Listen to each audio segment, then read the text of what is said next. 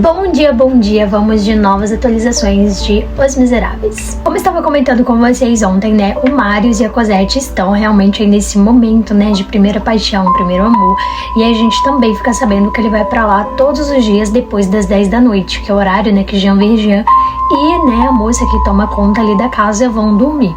E ele fica, né, até meia-noite e tal, enfim. É o único período que eles têm pra ficar juntos, porque Cosette, né, não queria contar ainda pra Jean Valjean sobre os dois. Certo dia, né, quando ele está indo ver Cosette, ele encontra com Anthony, sabe, na rua. Só que ele fica meio sem jeito de conversar com ela, porque agora ele tinha um relacionamento com Cosette e seria estranho os dois manterem ali algum tipo de amizade. Naquela época era estranho. Então eles meio que se cumprimentam assim, bem superficialmente, e ela, né, vai embora.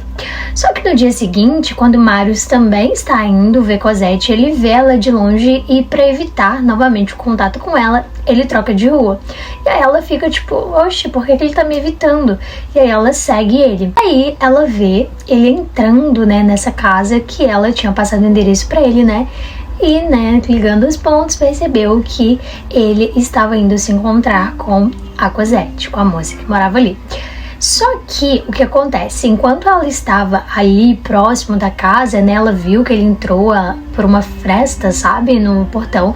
Ela pega e olha assim e percebe, né, que entre essa fresta tinha tipo um esconderijo que dava pra ela se esconder ali. Só que quando ela entra ali, ela ouve passos do lado de fora e eram os 6 presos. No primeiro momento, né, ela não os reconhece, mas quando ela ouve, né, porque eles falavam de uma forma bem particular, assim, usavam muitas gírias, e aí ela reconhece, né, a voz deles, e aí quando eles estão prestes a entrar, ela sai e fala: oi, e aí, como vocês estão? O que vocês estão fazendo aqui? Aí eles pegam e falam pra ela não atrapalhar, que eles queriam entrar e o objetivo deles era assaltar a casa, né? Conseguir algum dinheiro pra eles poderem, né, ter agora como sobreviver, já que eram fugitivos. Só que Anthony, né, ela fica totalmente desesperada. Eu não sei, né, se ela nutre algum sentimento ali por Marius, né, mas ela ficou realmente muito preocupada deles entrarem, porque Marius estava lá dentro. Então ela inventa várias formas, assim, falando que eles eram muito pobres, que não tinha nada de valor lá dentro, só que eles não se sentem convencidos e falam que vão entrar sim, até que ela dá, né, um ultimato e fala: se vocês tentarem entrar, eu vou gritar. Vocês podem estar em 6, mas eu tenho todo o mundo, porque se ela gritasse, obviamente, né, outras pessoas acabariam chegando e eles eram fugitivos, eles não podiam chamar atenção. E, né, entre os prisioneiros estava o pai dela, e ele pega e fala, né, ela realmente faria isso.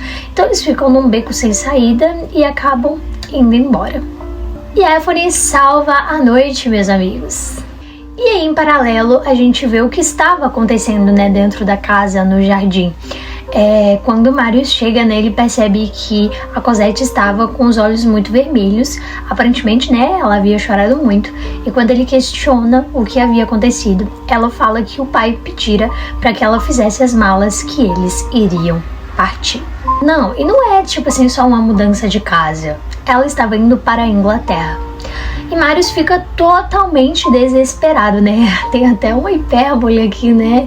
Toda envolvendo a situação. Ele fala que se ela for, ele morre, que não consegue mais ficar um dia sem ver ela. Então a gente tem aqui esse misto de emoções, até que ele tem uma ideia. Só que ele não conta pra ela, né? Fala que eles não poderão se ver no dia seguinte, mas que ele tentaria de alguma forma resolver essa situação, porque até então, né, ele era pobre, não tinha dinheiro pra ir junto com ela.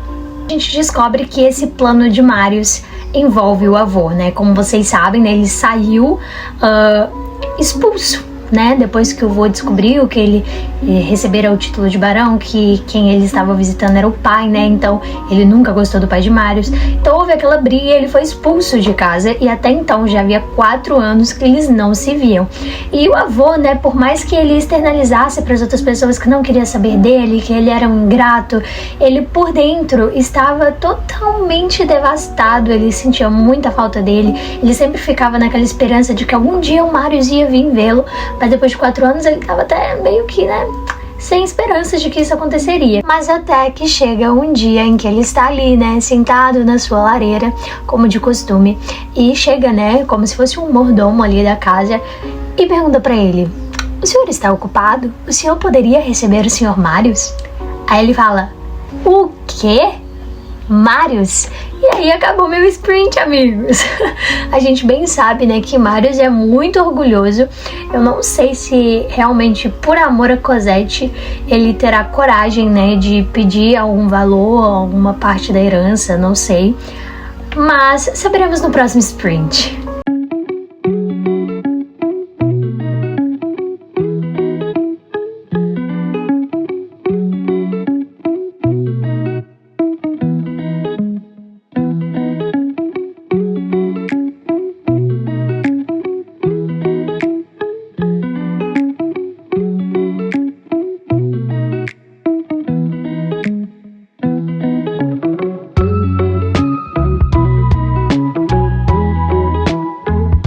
Boa noite, vamos de novas atualizações. Gente, eu estava muito ingênua mesmo de acreditar que Marius queria dinheiro, né?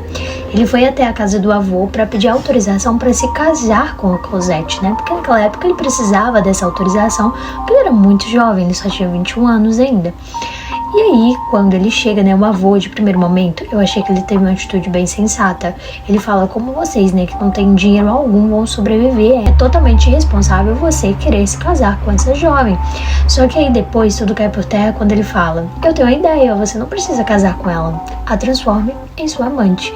E aí, obviamente, né, Marius fica muito nervoso. Ele fala, né, há 5 anos atrás você ultrajou a memória do meu pai e agora o da minha mulher.